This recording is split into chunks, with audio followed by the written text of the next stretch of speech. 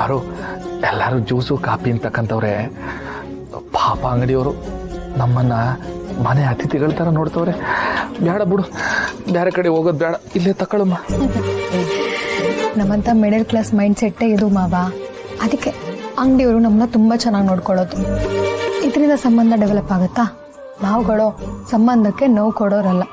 ಹಾಗಾಗಿ ಈ ಅಂಗಡಿ ಬಿಟ್ಟು ಇನ್ನೊಂದು ಕಡೆ ಹೋಗಿ ಸೀರೆ ಪರ್ಚೇಸ್ ಮಾಡೋ ಅಂತ ಚಾನ್ಸ್ ಇಲ್ಲ. ನಮಸ್ಕಾರ.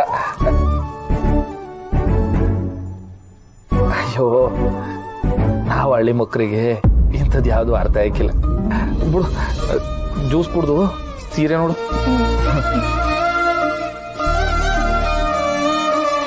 ಜ್ಯೂಸ್ ತಗೋ, ಸಂದಾಗೈತೆ. ಬೇಡ ರೀ, ನೀವು ಕುಡಿ. ಇದನ್ನೆಲ್ಲ ನೋಡ್ತಾ ಇದ್ರೆ ನನಗೆ ಅಮೃತ ಕುಡ್ದಷ್ಟೇ ಖುಷಿ ಆಗ್ತೈತೆ. ಅದ್ಗೆ ನೀನ್ ಸಿಕ್ಕಿರೋದು ನನಗೆ ಸಾಕ್ಷಾತ್ ಮಾಕಳವನೇ ಸಿಕ್ದಂಗೆ ಆಗಿದೆ.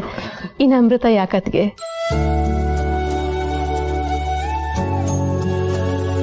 ಹಂಗನ್ಬೇಡ ಸೌಭಾಗ್ಯ. ಮಕ್ಕಳವ ಯಾವ ಮಕ್ಕಳನ್ನು ಕೈ ಬಿಡಕ್ಕಿಲ್ಲ. ಆದ್ರೆ ಈ ತಾಯಿ ಮಕ್ಕಳನ್ನೇ ಬಿಟ್ಟು ಹೋದವಳು. ಕಾರಣ ಇಲ್ಲದೆ ಯಾವ ತಾಯಿನೂ ಮಕ್ಕಳನ್ನ ಬಿಟ್ಟು ಹೋಗಲ್ಲ ಅನ್ನೋ ವಿಷಯ ಇನ್ನೊಬ್ಳು ತಾಯಿಗೆ ಮಾತ್ರ ಗೊತ್ತು ಅಕ್ಕ.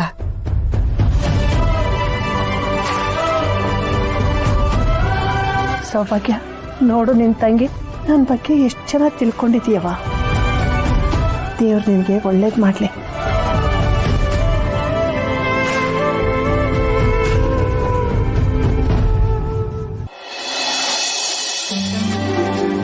ರತ್ನ, ನಿಂಗೆ ಏನ್ ಬೇಕದ್ ನೋಡು, ಯಾವ್ದಕ್ಕೂ ನಾಚ್ಕೋಬೇಡ ಆಯ್ತಾ?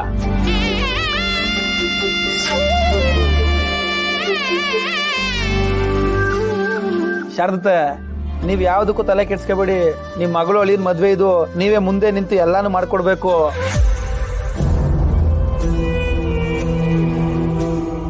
ಆಮ್ಯಾಕೆ ನಿಮ್ ಕಣ್ಗೆ ಯಾವುದೇ ಸೀರೆ ಬಿದ್ರು ಹೇಳಿ, ತಕೊಂಡೇ ಬಿಡುಮ.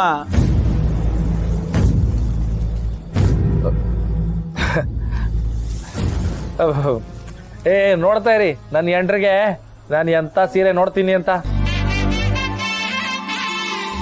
ಬಾರು, ನನ್ನ ಆಯ್ಕೆ ನೋಡಿ ಕಳೆದೋಗ್ಬಿಡ್ತೀನಿ ನೀನು. ಇರು. ಹಲೋ ಶಿವ, ನೀನಿನ್ನು ಎಳ್ಸ್ಕಣ. ನಾನು ಎಡ್ರಿಗೆ ನೋಡ್ತೀನಿ, ಅದು ನೋಡಿ ನೀನ್ ಕಳ್ದೋಗ್ಬಿಡ್ತೀಯ. ಹಲೋ ಮಾವಾ, ಬಾವಾ, ನಿಮ್ದೆಲ್ಲ ಆಗೋಯ್ತು. ಏನೇ ಇದ್ರು ಹೊಸ ಜೋಡಿಗಳದೇ ಹವ. ಏನಂತೀರತ್ನ?